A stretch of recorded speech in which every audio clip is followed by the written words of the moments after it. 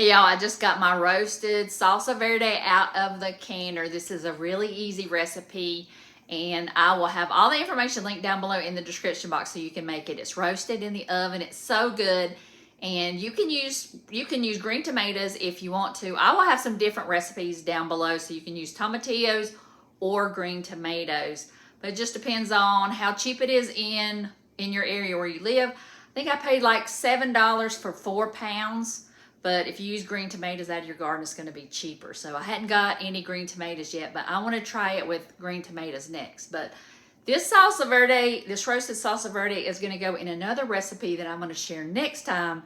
And it is a chicken chili verde. So I can't wait to share that recipe with you. So also, I'm going to make this into an enchilada recipe. Cannot wait because this is so good. And it's made my house smell so good. So I am going to share the recipe with you down below. So I'm going to turn you around and let's get started.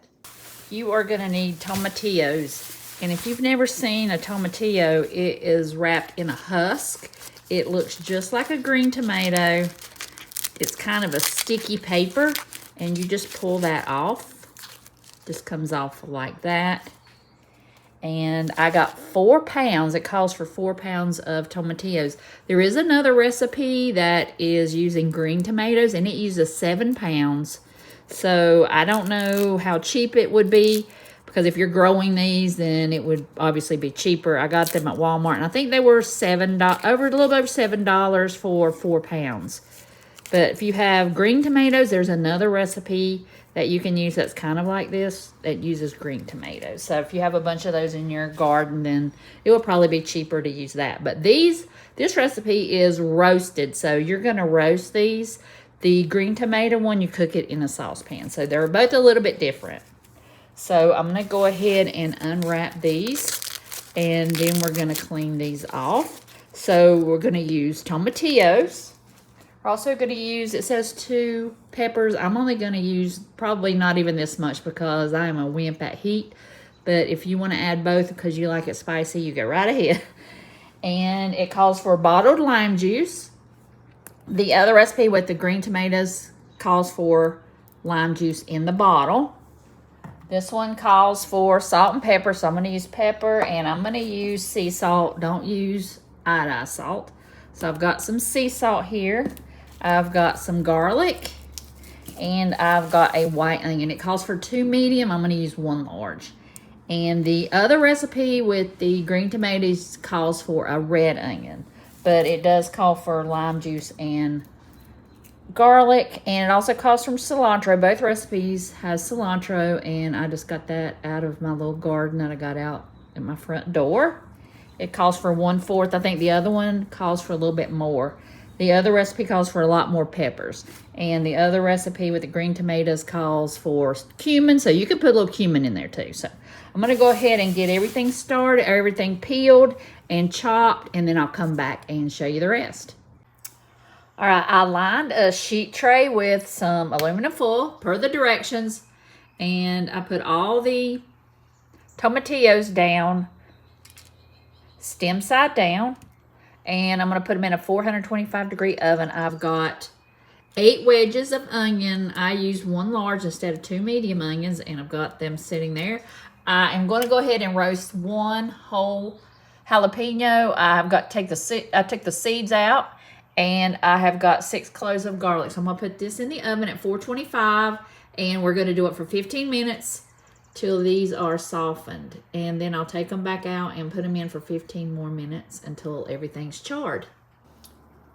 All right, I've got them out of the oven. I'm letting them cool, and then I am going to put them, it says in a food processor to make it smooth. I'm going to go ahead and put them in this little one that I found. All right, I am going to load up a little bit at a time. I'm just using this little mini processor. You can use a regular food processor. And I'm going to take everything and I am going to grind it up until it's smooth. Just do that in batches. I can't remember how to use my pot. I'm just going to grind it. It helps to plug it up.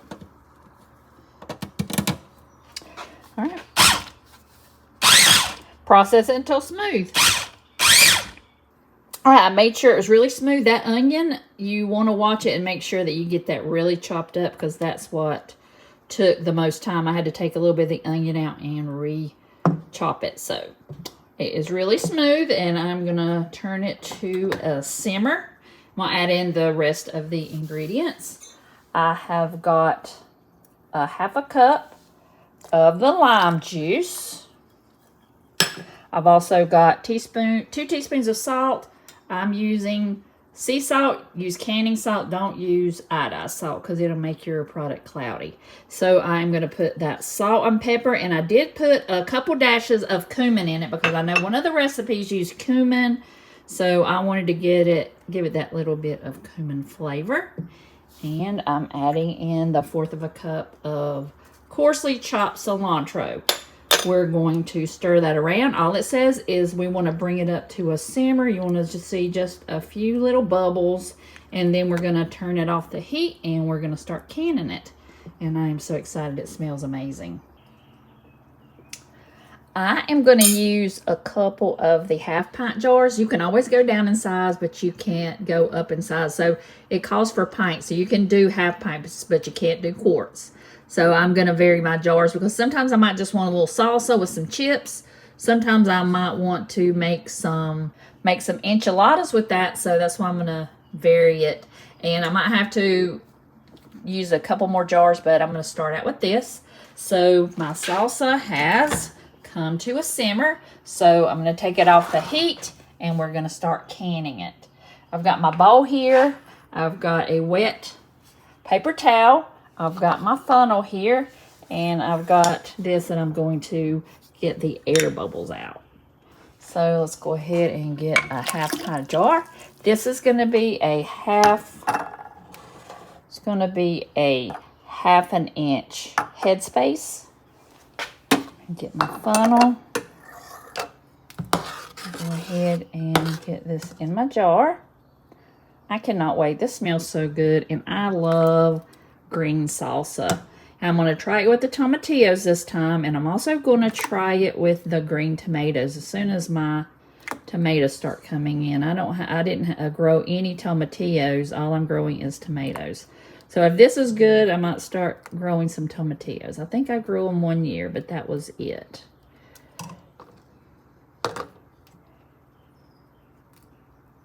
I'll get this to 1 inch headspace, or a 1/2 inch of headspace. All right, I've got 1/2 inch headspace, so I'm going to go ahead and make sure that there is no air bubbles in there. And right there at that last lip, that is 1/2 inch. So I already know that I'm still good in my headspace. Now I'm going to take my wet paper towel, get all of that off.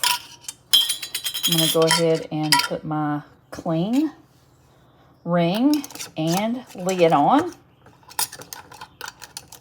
Fingertip tight, just until it tightens. All right, I'll fill the rest of the jars up, and then I'll come back and let's see how much I get out of this. Okay, I got 5 1/2 pints and 1 pint. So I've got the water over the jars, and it has to be at least 1 inch above the jar. So I've got 1 inch over the tallest jar. So now I'm going to put my lid on, and we're just going to have it come to a rolling boil, and we're going to process it for 20 minutes in the water bath canner. All right, they processed for 20 minutes. I took it off the heat, and took the lid off and waited 5 minutes. So now they're ready to come out. I'm just going to take them out and put them on a towel. I like to have these little things that I get from like Dollar Tree, and just let them and set the jars on this. You want it in a place where there's no draft, and you want it to be able to sit there for 12 to 24 hours undisturbed. So make sure you put it somewhere where it can be left alone. So I always check mine in 12 hours. That way I can reprocess it. But I wouldn't reprocess this. I would just put it in the fridge if they don't seal and save it, or you could even freeze it. So I got all these 6 jars, so I am going to let them sit for 12 hours, and then we'll check the seals and make sure they seal, and then we'll have some delicious salsa to either eat with some chips, or we can make some delicious enchiladas. So that's how I canned salsa verde with tomatillos, and next video I am going to show you how to use this and make another dish to can, and then we will, in a future video, turn that into a recipe. So I hope y'all stay tuned. Hope y'all enjoy some canning recipes, because I'm going to have some coming up. Got stuff coming out of my garden, so I am excited to share with y'all. So hope y'all have a wonderful week, and I'll see y'all in the next video.